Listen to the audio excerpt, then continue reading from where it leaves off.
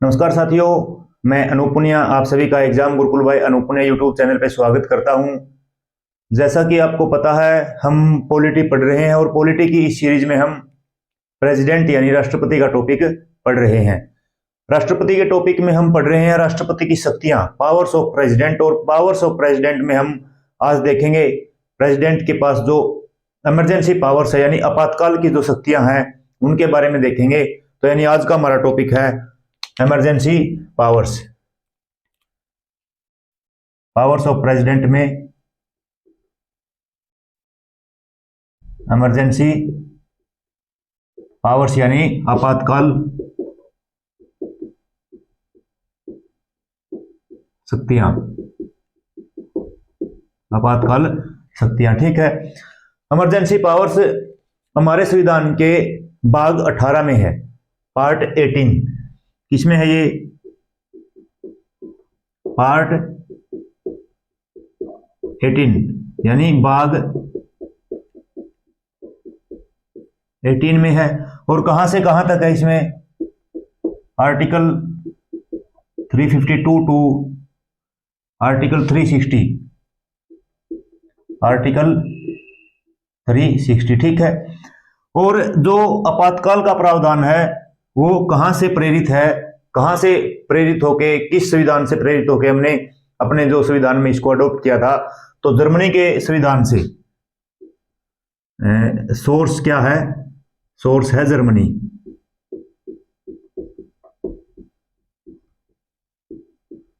Germany का constitution है, ठीक है। किसका? जर्मनी का कॉन्स्टिट्यूशन है, ठीक है। अब देखते हैं हमारे संविधान में कितने प्रकार के आपातकाल है, कितनी शक्तियां हैं आपातकाल की यानी इमरजेंसी पावर्स। देखते हैं इमरजेंसी पावर्स यानी आपातकाल शक्तियां, आपातकाल की शक्तियां। तो हमारे संविधान में सबसे पहले आर्टिकल 352 352 के तहत नेशनल इमरजेंसी है, नेशनल इमरजेंसी या जिसको बोलते हैं राष्ट्रीय आपातकाल, राष्ट्रीय आपातकाल, ठीक है। उसके बाद है आर्टिकल 356, इसमें है failure of constitutional machinery, constitutional machinery यानी संवैधानिक तंत्र की विफलता, संवैधानिक तंत्र की विफलता, ठीक है। संवैधानिक तंत्र की विफलता का मतलब है ये राज्य के संदर्भ में है। राज्य के संदर्भ में क्या है? जब राज्य में प्रेसिडेंट को ऐसे लगे कि यहाँ का जो संवैधानिक तंत्र है यानी यहाँ की जो सरकार है कार्य करने में सक्षम नहीं है, तो वहां पे क्या है? आर्टिकल 356 के तहत उसको फेलर ऑफ कॉन्स्टिट्यूशनल मशीनरी यानी संवैधानिक तंत्र की विफलता घोषित कर दिया जाता है। और उसमें फिर जो उस राज्य का प्रशासन है वो राष्ट्रपति अपने हाथ में ले लेते हैं, यानी गवर्नर के द्वारा उसका प्रशासन किया जाता है। गवर्नर क्या होता है? गवर्नर यूनियन गवर्नमेंट का कह लीजिए या प्रेसिडेंट का कह लीजिए, एजेंट होता है। यानी इसी को क्या बोलते हैं हम? इसी को बोलते हैं प्रेसिडेंट रूल, प्रेसिडेंट रूल या राष्ट्रपति शासन, राष्ट्रपति शासन, ठीक है। और थर्ड टाइप है जो इमरजेंसी का आर्टिकल 360, आर्टिकल 360। आर्टिकल 360 में है फाइनेंशियल इमरजेंसी यानी वित्तीय आपातकाल, वित्तीय आपातकाल, ठीक है। तो तीन प्रकार के जो आपातकाल हमारे संविधान में है। सबसे पहले आर्टिकल 352 में नेशनल इमरजेंसी राष्ट्रीय आपातकाल है। उसके बाद आर्टिकल 356 में फेलर ऑफ कॉन्स्टिट्यूशनल मशीनरी यानी संवैधानिक तंत्र की विफलता, जिसको प्रेसिडेंट रूल भी बोला जाता है, ठीक है। ये राज्य के संदर्भ में होता है। और आर्टिकल 360 में क्या है? आर्टिकल 360 में है फाइनेंशियल इमरजेंसी या वित्तीय आपातकाल। तो तीनों के तीनों आपातकाल है वो किसके द्वारा, राष्ट्रपति के द्वारा डिक्लेयर किए जाते हैं। ठीक है, तो यानी ये फिर किसकी पावर से, ये प्रेसिडेंट की इमरजेंसी पावर से। अब सबसे पहले देखेंगे हम आर्टिकल 352 में दिया हुआ है नेशनल इमरजेंसी या राष्ट्रीय आपातकाल, इसको देखेंगे। क्या देखेंगे? सबसे पहले देखेंगे राष्ट्रीय आपातकाल के बारे में। नेशनल इमरजेंसी इंपॉर्टेंट टॉपिक है, हर एग्जाम में से क्वेश्चन पूछा जाता है, चाहे एग्जाम यूपीएससी का हो, चाहे एग्जाम स्टेट पीसीएस का हो, और चाहे एग्जाम किसका हो, चाहे एग्जाम किसी भी अन्य स्टेट के एग्जाम हो या कोई एसएससी रेलवे का कोई भी एग्जाम हो, यहां से क्वेश्चन आने की संभावना ज्यादा रहती है। ठीक है, तो अब देखते हैं आर्टिकल 352 अनुच्छेद 352, आर्टिकल 352 जिसमें क्या है, जिसमें है नेशनल इमरजेंसी यानी राष्ट्रीय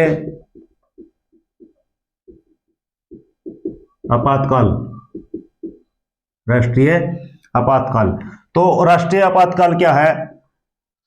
प्रेसिडेंट कैन डिक्लेयर या proclaim, president can declare national emergency, national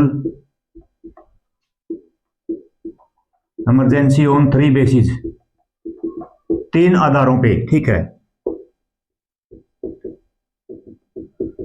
3 आधारों पर राष्ट्रपति राष्ट्रीय आपातकाल की घोषणा कर सकते हैं। राष्ट्रीय आपातकाल की घोषणा कर सकते हैं। ठीक है, अब देखते हैं 3 आधार कौन से हैं जिनके बेस के ऊपर राष्ट्रपति आर्टिकल 352 के तहत राष्ट्रीय आपातकाल या नेशनल इमरजेंसी डिक्लेयर कर सकते हैं। यानी बेसिस क्या होंगे, बेसिस या आधार क्या होंगे। ठीक है, तो सबसे पहले तो वार या युद्ध। ठीक है, जब हमारा देश किसी शत्रु देश के साथ अगर युद्ध में लगा हुआ है, यानी किसी शत्रु देश के साथ हमारा युद्ध छिड़ा हुआ है, तो युद्ध के आधार पे भी क्या है, राष्ट्रीय आपातकाल घोषित किया जा सकता है। ठीक है, दूसरा क्या है, युद्ध नहीं छिड़ा हुआ, मतलब युद्ध छिड़ने का मतलब होता है अगर युद्ध है तो राष्ट्रपति के द्वारा युद्ध घोषित किया हुआ होता है। ठीक है, एक होता है एक्सटर्नल एग्रेशन, एक्सटर्नल, बड़ा बड़ा लिख देता हूं मैं,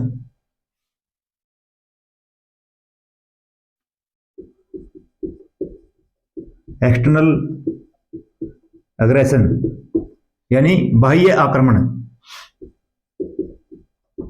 बाह्य आक्रमण। ठीक है, अगर बाह्य आक्रमण मतलब कोई शत्रु देश हमारे देश के ऊपर हमला कर देता है, तब भी उसके आधार पे देश में राष्ट्रीय आपातकाल या नेशनल इमरजेंसी लगाई जा सकती है। ठीक है, और तीसरा बेस क्या है, तीसरा बेस है आर्म्ड रिबेलियन, हमारे देश के अंदर क्या हो, सशस्त्र विद्रोह हो जाए, सशस्त्र विद्रोह है। ठीक है, अब देखो युद्ध भी बाह्य देश के साथ हो सकता है और बाह्य आक्रमण भी हो सकता है, यानी ये जो दोनों प्रकार की दो बेस के आधार पे अगर जो इमरजेंसी लगाई जाती है उसको बोला जाता है एक्सटर्नल इमरजेंसी। एक्सटर्नल इमरजेंसी यानी बाह्य आपातकाल, बाह्य आपातकाल। और ये हमारे देश में, हमारे ही देश में कुछ लोग शस्त्र उठा के विद्रोह करने लग जाए तो उसको बोलेंगे सशस्त्र विद्रोह, ये यानी इंटरनल इमरजेंसी, इंटरनल इमरजेंसी यानी आंतरिक आपातकाल, आंतरिक आपातकाल। ठीक है, आंतरिक आपातकाल। हमारा जो मूल संविधान था उसके अंदर जो आर्म्ड रिबेलियन नहीं था। ठीक है, यानी ये जोड़ा गया 44वां संविधान संशोधन में, एड इन 14th कॉन्स्टिट्यूशनल अमेंडमेंट एक्ट 1978, 44वां संविधान संशोधन 1978 में जोड़ा गया, इससे पहले क्या था फिर?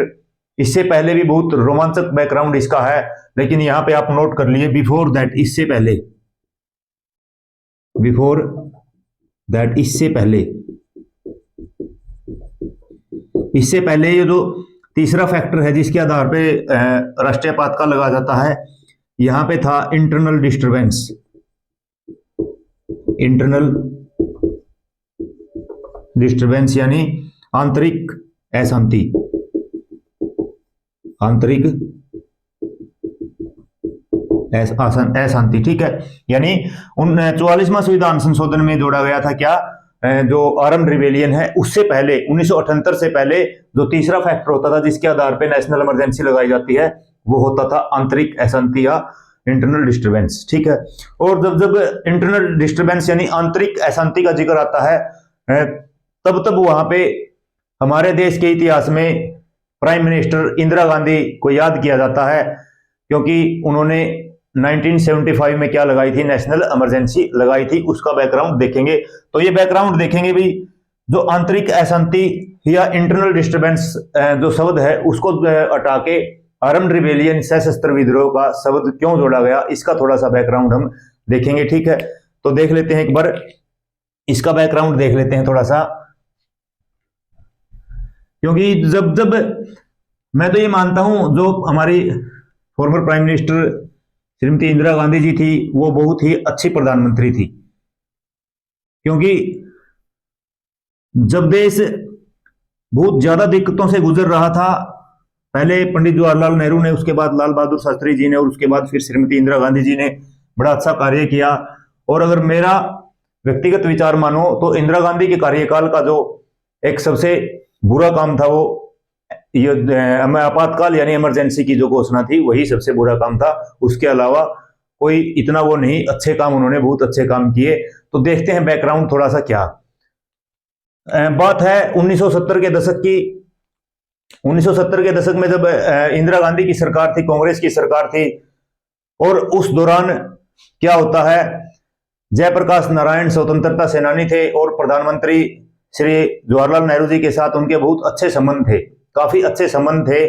लेकिन धीरे धीरे समय आता है और जो परिस्थितियां विपरीत होती चली जाती है, और 1970 के दशक 70 के बीच के दशक में यानी लगभग 1974-75 की बात है, जयप्रकाश नारायण जी एक आंदोलन खड़ा करते हैं, एक ऐसा आंदोलन खड़ा करते हैं जिसकी एक आवाज पे हजारों करोड़ों युवा जो थे, हजारों करोड़ों जो छात्र थे, वो सड़कों पर निकलना शुरू कर देते हैं। एक आवाज में लाखों की भीड़ जुट जाती है और उस आंदोलन को संपूर्ण क्रांति का नाम जयप्रकाश नारायण जी ने दिया था। जयप्रकाश नारायण को संपूर्ण क्रांति का जनक भी कहा जाता है, जयप्रकाश नारायण को लोक नायक भी कहा जाता है। तो आंदोलन हुआ और उसी आंदोलन से आज जैसे नीतीश कुमार जी हैं, लालू प्रसाद जी हैं, शरद यादव जी हैं, रामविलास पासवान जी है, ये नेता भी जयप्रकाश आंदोलन के समय में छात्र राजनीति में थे। उसके बाद ये एक्टिव पॉलिटिक्स में आए और अब ये अपने जो राजनीति का दमखम पूरी दुनिया के सामने, पूरे देश के सामने दिखा चुके हैं, क्योंकि लगभग सभी सीएम तो रह ही चुके हैं। अगर सीएम नहीं रहे तो केंद्रीय जो मंत्री है वो कैबिनेट में भी रह चुके हैं। ठीक है, तो यानी जयप्रकाश आंदोलन जब हुआ उस समय पे जो इंदिरा गांधी प्रधानमंत्री थी, यानी अगर 1975 की बात करें तो जेपी आंदोलन होता है 1975 में, जयप्रकाश नारायण का तो आंदोलन था, जेपी मूवमेंट होता है, यानी जेपी आंदोलन। ठीक है, और उस समय पे जो पीएम कौन थी, पीएम थी श्रीमती इंदिरा गांधी जी। श्रीमती इंदिरा गांधी क्या थी, पीएम थी। और उस समय पे प्रेसिडेंट कौन थे, प्रेसिडेंट थे उस समय पे, राष्ट्रपति थे उस समय पे फखरुद्दीन अली अहमद, फखरुद्दीन अली अहमद। ठीक है, फखरुद्दीन अली अहमद। तो जेपी आंदोलन के कारण इंदिरा गांधी की सरकार के नाक में दम करके रख दिया। जेपी आंदोलन ने एक आवाज में लोग सड़कों पर निकल जाते और जो संपूर्ण क्रांति का नारा था पूरे भारत में गूंजने लगा था। लेकिन जो इंदिरा गांधी जी थी वो बहुत तंग आ चुकी थी वो इस आंदोलन को दबा नहीं पा रही थी, तो उन्होंने क्या किया, प्रेसिडेंट को बोल दिया कि आप क्या करो, आप नेशनल इमरजेंसी लगा दो, राष्ट्रीय आपातकाल देश के अंदर लगा दो, नेशनल इमरजेंसी डिक्लेयर करवा दी। प्राइम मिनिस्टर इंदिरा गांधी ने प्रेसिडेंट से, यानी राष्ट्रीय आपातकाल डिक्लेयर करवा दिया, राष्ट्रीय आपातकाल, ठीक है। और बेस क्या बताया इसका बेस बताया, आधार बताया कि हमारे देश में जो इंटरनल डिस्टरबेंस हो चुका है, इंटरनल डिस्टरबेंस यानी आंतरिक अशांति के आधार पे, आंतरिक अशांति के आधार पे, क्योंकि मैंने बताया 1978 में 44वां संविधान संशोधन में आर्म्ड रिबेलियन जोड़ा गया। उससे पहले जो तीसरा फैक्टर था वो क्या था, आंतरिक अशांति या इंटरनल डिस्टर्बेंसेस था। तो इंदिरा गांधी जी ने प्रेसिडेंट राष्ट्रपति फखरुद्दीन अली अहमद को बोल दिया कि आप आंतरिक अशांति के आधार पे देश में जो प्रेसिडेंट रूल लगा दीजिए, ठीक है। और उन्होंने क्या कर दिया, नेशनल इमरजेंसी लगा दी आंतरिक अशांति के आधार पे। लेकिन इसमें क्या हुआ, जो इंदिरा गांधी जी थी, प्रधानमंत्री थी, इन्होंने क्या किया, इन्होंने नोट कंसीडर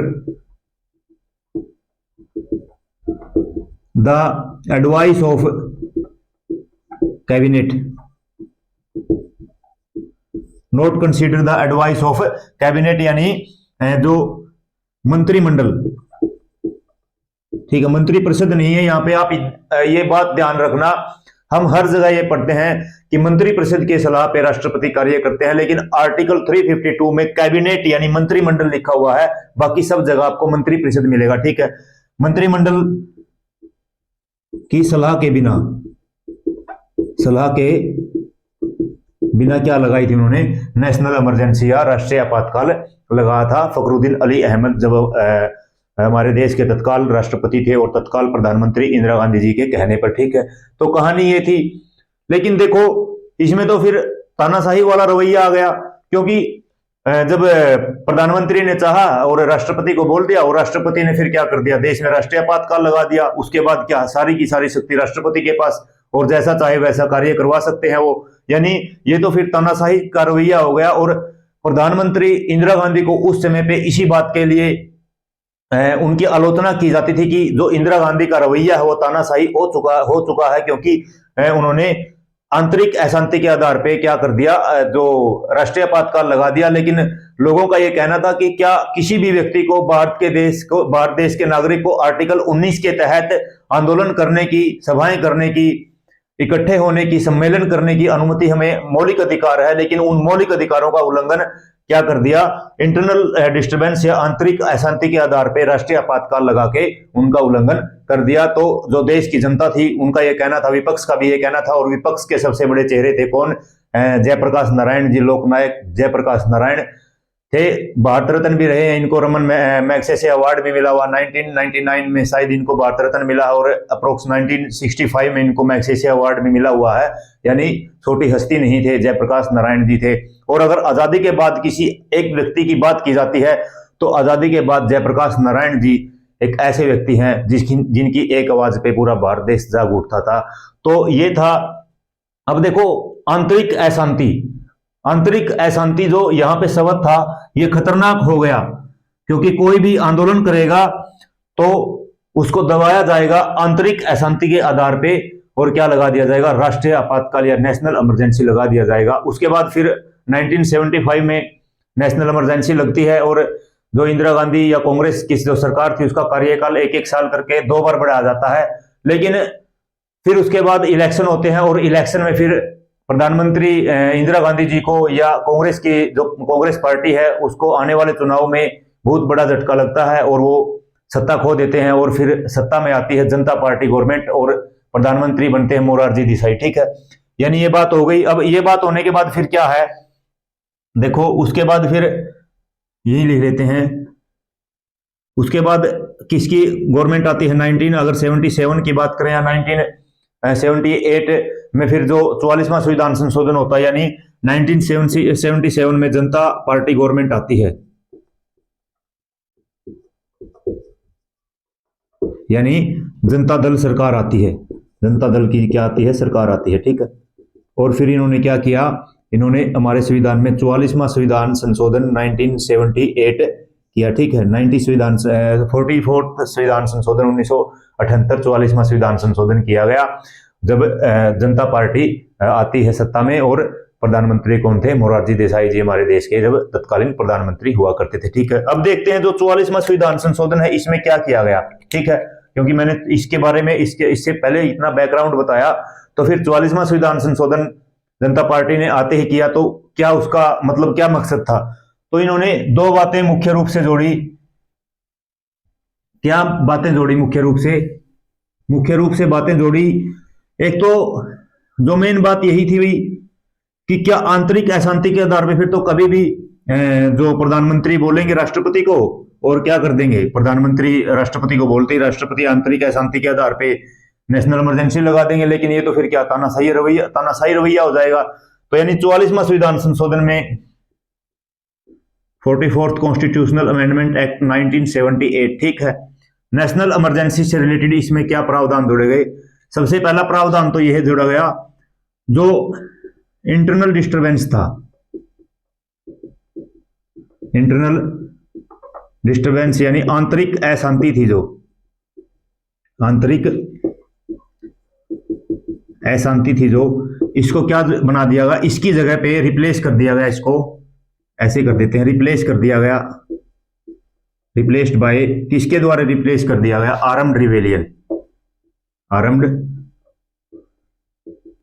रिबेलियन यानी सशस्त्र विद्रोह के से, सशस्त्र विद्रोह, ठीक है। यानी इसके बाद ये कहा गया कि भाई देश में सशस्त्र विद्रोह होगा, लोग अगर हथियार उठा के अपनी मांगों को मानने लगेंगे तब जाके राष्ट्रीय आपातकाल लगाया जाएगा। इंटरनल डिस्टर्बेंस या आंतरिक अशांति क्या है, हमारे देश के लिए खतरा है ये, क्योंकि हमारे देश के जो लोकतांत्रिक प्रणाली है उसको दबाया जा रहा है, ठीक है।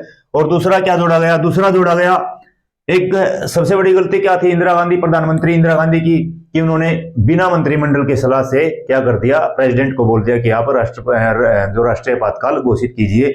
यहाँ पे फिर 44वां संविधान संशोधन में ये बोला गया कि जो रिटन रिकमेंडेशन ऑफ कैबिनेट, ठीक है, यानी रिटन रिकमेंडेशन ऑफ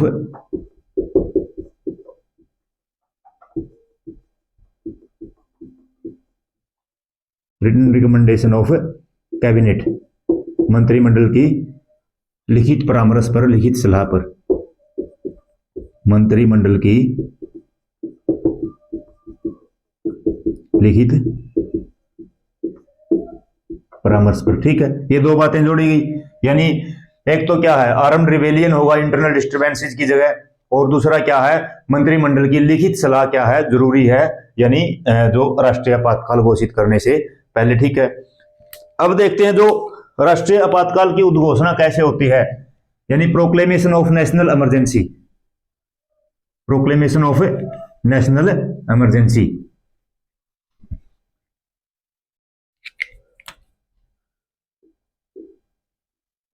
प्रोक्लेमेशन या उद्घोषणा जिसको बोलते हैं, डिक्लेरेशन ऑफ नेशनल इमरजेंसी, यानी राष्ट्रीय आपातकाल की उद्घोषणा, राष्ट्रीय आपातकाल की उद्घोषणा, उद्घोषणा, ठीक है। सबसे पहले तो क्या है, इसके लिए रिटन रिकमेंडेशन ऑफ कैबिनेट, यानी जो मंत्रिमंडल की क्या है, लिखित सलाह होनी जरूरी है, ठीक है। यानी रिटन रिकमेंडेशन ऑफ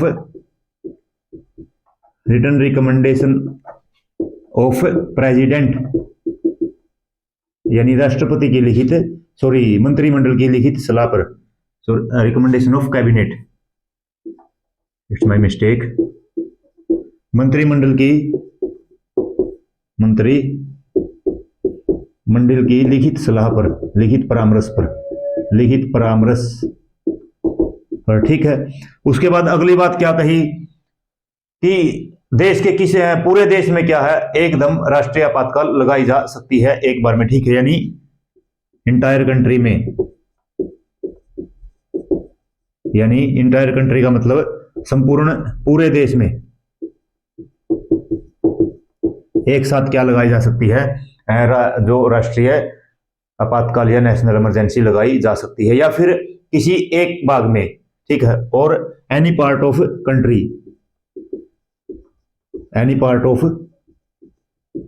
कंट्री यानी देश के किसी भाग में, देश के किसी भाग में, ठीक है। और ये बात बाद में जोड़ी गई थी, कब जोड़ी गई थी? ये 42वां संविधान संशोधन 1974 में हुआ था, उसमें ये बात जोड़ी गई थी, ठीक है। यानी देश के किसी भी भाग में नेशनल इमरजेंसी को किसी एक भाग में भी आपातकाल लगाया जा सकता है, ठीक है। ये बात थी। और तीसरी बात मैंने बताया, बेसिस क्या होंगे, 3 बताए, कौन से? एक तो वार यानी युद्ध, दूसरा क्या बताया मैंने, एक्सटर्नल अग्रेशन, एक्सटर्नल अग्रेशन यानी बाह्य आक्रमण, बाह्य आक्रमण, और दोनों क्या है, एक्सटर्नल इमरजेंसी। और तीसरा बताया अभी आर्म्ड रिवेलियन या सशस्त्र विद्रोह, सशस्त्र विद्रोह, ठीक है। सशस्त्र विद्रोह, ये क्या होंगे, आधार होंगे। तो यानी अब देखो, जो राष्ट्रपति आपातकाल की, राष्ट्रीय आपातकाल की उद्घोषणा कर सकते हैं, ये चीजें जरूरी है। एक बार फिर देख लेते हैं। सबसे पहले तो रिटन रिकमेंडेशन ऑफ कैबिनेट, मंत्रिमंडल की लिखित सलाह जरूरी है। दूसरा क्या है, जो राष्ट्रीय आपातकाल है वो किसी पूरे देश में एक साथ लगाई जा सकती है। तीसरा क्या है, तीसरा राष्ट्रीय आपातकाल है देश के किसी एक भाग में भी लगाया जा सकता है, और ये 42वां संविधान संशोधन 1974 में जोड़ा गया। और फिर क्या है, जो आधार होंगे राष्ट्रीय आपातकाल को लगाने के, क्या क्या हो गए, वार यानी युद्ध होगा, एक्सटर्नल अग्रेशन यानी बाह्य आक्रमण होगा, और आर्म्ड रिवेलियन यानी सशस्त्र विद्रोह होगा। इनके आधार पर राष्ट्रपति राष्ट्रीय आपातकाल या नेशनल इमरजेंसी डिक्लेयर कर सकते हैं, ठीक है। अब नेशनल इमरजेंसी डिक्लेयर करने के बाद फिर पार्लियामेंट का क्या रोल होता है, उसके बारे में देखते हैं, ठीक है। यानी अब देखते हैं approval by parliament, parliamentary approval जिसको हम बोलते हैं, ठीक है। उसमें देखते हैं क्या होगा, पार्लियामेंट्री अप्रूवल। क्योंकि जो नेशनल इमरजेंसी या राष्ट्रीय आपातकाल लगाया जाता है, डिक्लेयर करने के बाद फिर उसको संसद में क्या कराना होता है, संसद में उसको अप्रूव करवाना होता है, ठीक है। संसद में अप्रूव करवाना होता है, क्योंकि संसद में अप्रूव करवाने के बाद फिर क्या है, वो 6 महीने तक जारी रहता है, ठीक है। तो देखते हैं, यानी पार्लियामेंट्री अप्रूवल, पार्लियामेंट्री अप्रूवल, ठीक है। यानी पार्लियामेंट्री अप्रूवल या संसदीय अनुमोदन, संसदीय अनुमोदन, ठीक है, संसदीय अनुमोदन।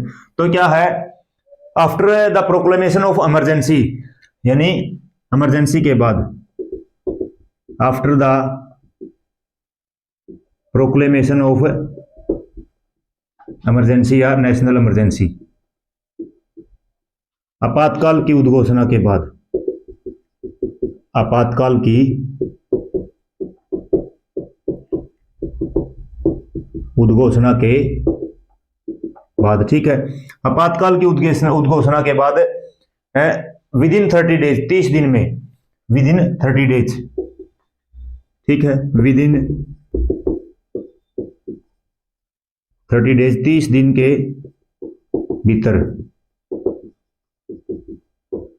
Approved by both houses of, approved by both houses of parliament, संसद के दोनों सदनों द्वारा पारित किया जाता है, संसद के दोनों सदनों द्वारा पारित किया जाता है, ठीक है। संसद के दोनों सदनों द्वारा पारित किया जाता है, और विशेष बहुमत से, बाय स्पेशल मेजोरिटी, ठीक है, by special majority, by special majority यानी विशेष बहुमत से, विशेष बहुमत से, ठीक है, विशेष बहुमत से। और जो विशेष बहुमत से पहले सिंपल मेजोरिटी से होता था, लेकिन 44वां संविधान संशोधन में यह बात जोड़ी गई। किसमें जोड़ी गई थी ये?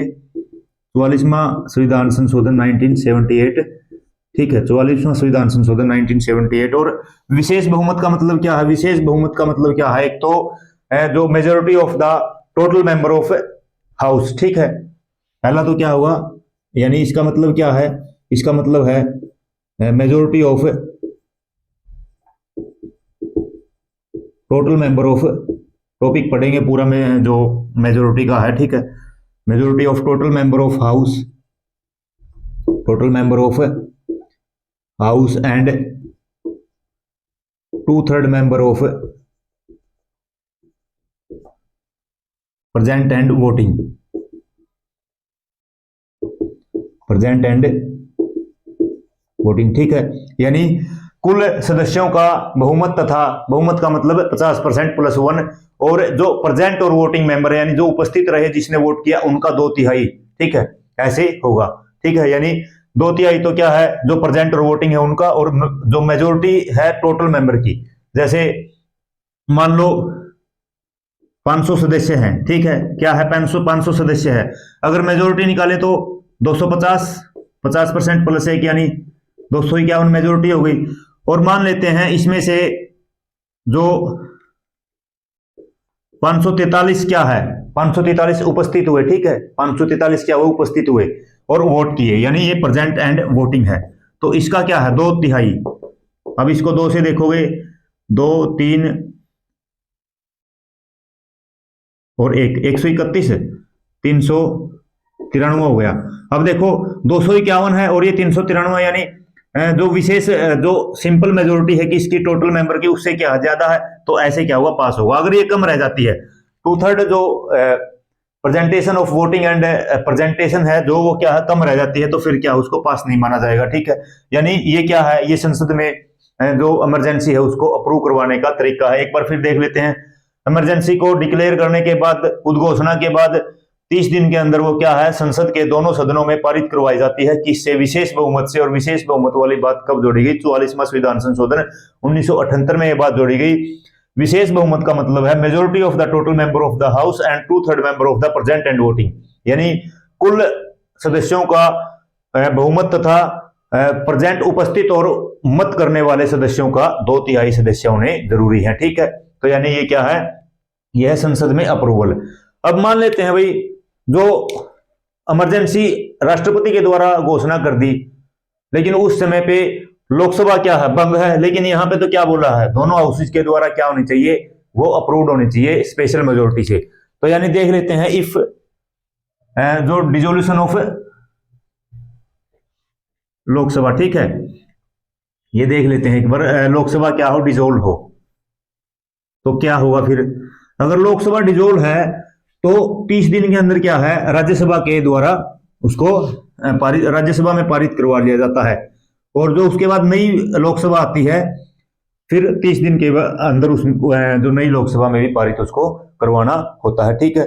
यानी if Lok Sabha dissolve, dissolution of Lok Sabha, if Lok Sabha क्या है, उसका डिसोल्यूशन हो चुका है, यानी भंग है या विघटन उसका हो चुका है, ठीक है, किसका, लोकसभा का, ठीक है। तो अगर लोकसभा का अगर विघटन हो चुका है विदाउट अप्रूविंग द प्रोक्लेमेशन, ठीक है, यानी विदाउट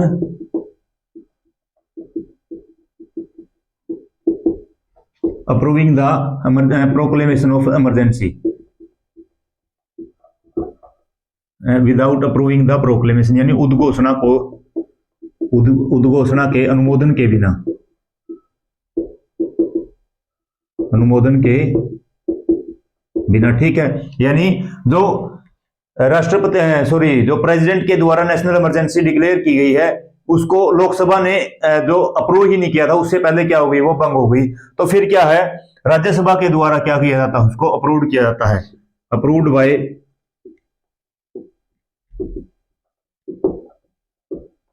राज्यसभा, यानी राज्यसभा द्वारा अनुमोदित कर दिया जाता है विशेष बहुमत से, राज्यसभा द्वारा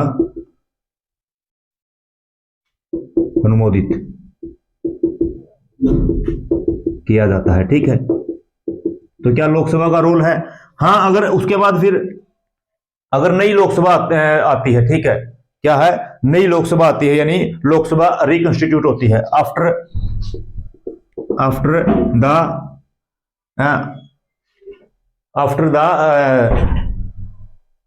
मतलब रिकॉन्स्टिट्यूशन होती है लोकसभा का, क्या होता है, दोबारा आती है after the reconstitution of Lok Sabha, reconstitution of Lok Sabha, नहीं,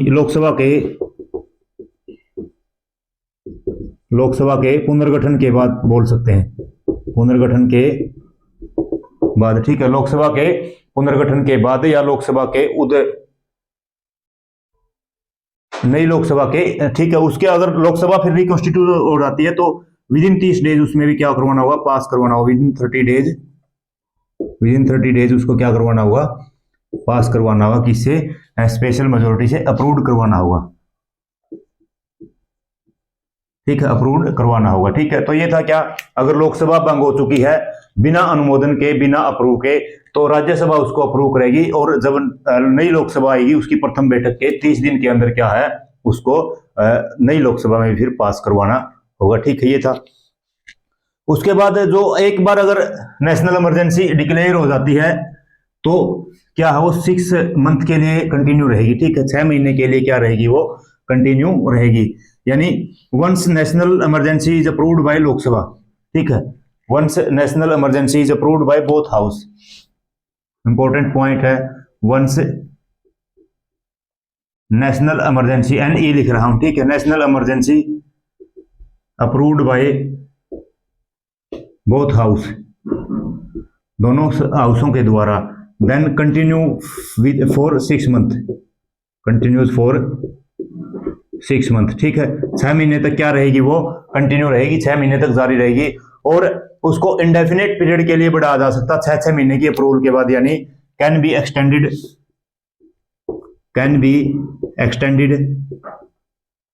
for indefinite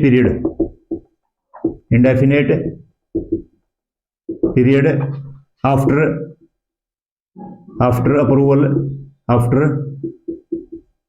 approval by parliament